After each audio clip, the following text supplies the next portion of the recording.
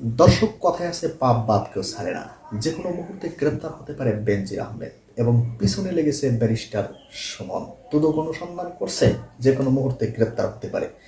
বিস্তারিত থাকছে ভিডিওতে। অবশ্যই চ্যানেল নতুন হয়ে গেলে সাবস্ক্রাইব করবেন আর একটি লাইক দেবেন। দর্শক, ব্যারিস্টার সুমন তিনি পিছনে লেগেছে বেনজির আহমেদের। পুলিশের সাবেক আইজিবি, র্যাবের প্রধান ছিলেন বেনজির। তিনি তার চাকরির বয়সে টাকা হওয়ার কথা ছিল মাত্র 1,75,00,000। সেখানে তার সম্পত্তি গিয়ে দাঁড়িয়েছে হাজার হাজার বিঘায়। এত টাকা, এত সম্পত্তি তিনি কোথায় পেলেন? কালের কণ্ঠ নিউজ করেছিল যে বেনজির আহমেদের ঘরে কি আলাউদ্দিনের চেরাগ এসেছে। এই নিউজের পর কিন্তু আমরা দেখতে পেয়েছি যে অনেকটাই থেমে গিয়েছিল, এটা নিয়ে আর কোনো গবেষণা হয়নি। হঠাৎ করে কিন্তু ব্যারিস্টার সুমন মাথা ছাড়া দিয়েছে, অর্থাৎ এই মুহূর্তে কিন্তু দুদক অনুসন্ধানের জন্য বেরিয়েছে। যদি বেনজির আহমেদের ভিতরে একটু দুর্নীতির আসার পাওয়া যায়, যে কোনো মুহূর্তে গ্রেপ্তার হবে এবং তার সম্পত্তিগুলো বাজেয়াপ্তও হতে পারে।